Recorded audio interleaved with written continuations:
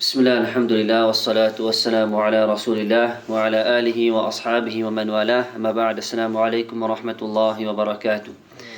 Alhamdulillah, we have hadith number 202, which is reported by Abu Khubayb, Abdullah ibn Az-Zubayr radiallahu anhuma, and this is a lengthy hadith. So what I've decided to do is just to summarize the points that have been mentioned in the hadith instead of reading the entire hadith.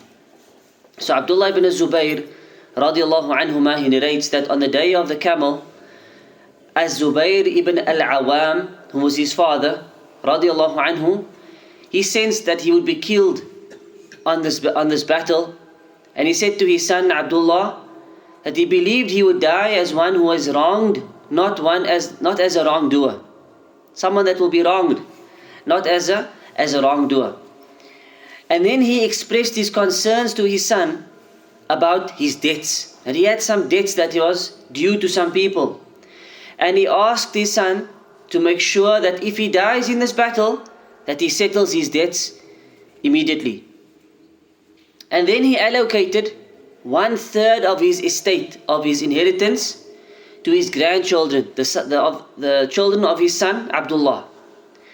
And if anything remained after the debts were paid, 1/3 of the remainder would go to them as well. For his grandchildren, he left off a portion of his inheritance. Az-Zubayr in this hadith also says to his son that if you struggle to pay off my debts, seek help from my master. Upon which the son asks, who is your master? And he says, Allah. So if you seek any difficulty, turn to Allah Azza wa Jal and ask Him to help you to pay off my debts. In this battle, Az-Zubayr radiallahu anhu is then killed, and Abdullah, when looking at his father's inheritance, he finds that his father has no cash. He had left behind no cash. However, he had property and land, and his debt totaled to about 2.2 million. 2.2 million. Yet, he was not someone who ever went and took out loans from people. So how did it get to this? People would come to Zubayr and leave their money with him. And Az-Zubayr radiallahu anhu would take the money and say, this is a loan. Because he had such fear that if I were to lose this money, this is an amana, this is a trust for me to look after this money. So he would take it on as a loan.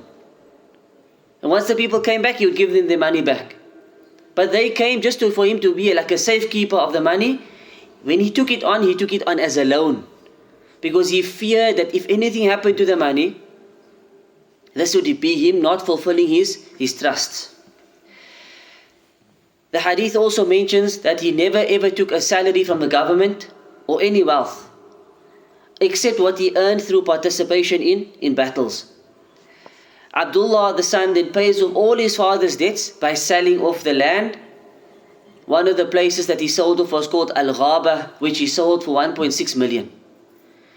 Other debts were settled directly with land portions. They split up the land and sold it in pieces.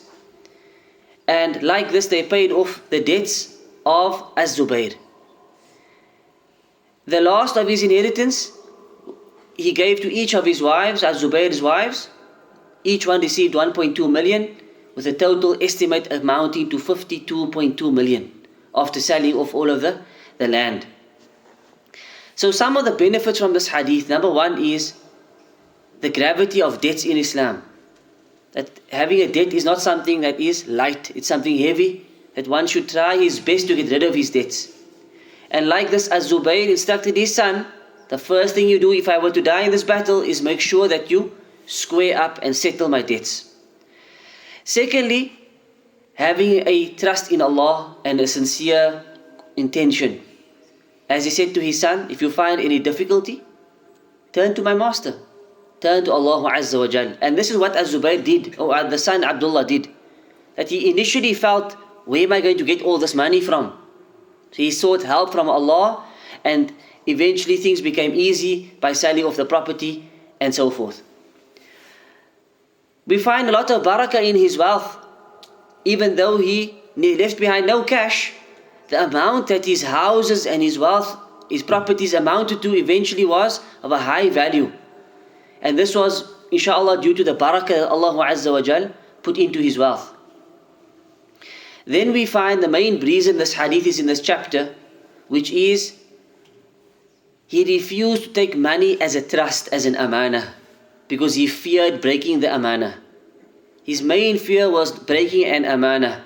And so he took it on as a loan to guarantee its safety. And if anything happens, I pay it back from my own money, from my own wealth.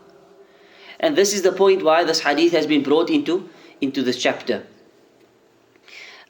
We also see the benefit of a righteous child. Look how Abdullah fulfilled the obligations of his father, made sure that the inheritance was distributed as he wanted, as was correct. And another benefit is avoiding doubtful income. Az-Zubayr avoided working for a government or working for anything. Rather, he relied on only permissible earnings. And lastly, that Allah Azza wa Jal aids those who have good intentions. When a person has a sincere, pure niyyah, Allah always makes a way out. As we know the hadith or the verse of the Quran, وَمَا يَتَقِ اللَّهَ يَجْعَلْ لَهُ مَخْرَجًا. That whoever fears Allah Azza wa Jal, Allah will make a way out for him. And this we see clearly in the state of Az-Zubayr and his son Abdullah radiallahu anhuma. So these are some of the benefits that we can derive from this hadith. As I said, it's a long hadith. If you read the entire text, it's a back and forth discussion and what happened after he died and so forth.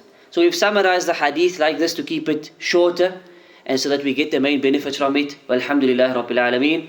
وصلى الله على نبينا محمد وعلى آله وصحبه أجمعين سبحانك اللهم وبحمدك أشهد أن لا إله إلا أنت أستغفرك وأتوب إليك والسلام عليكم ورحمة الله وبركاته.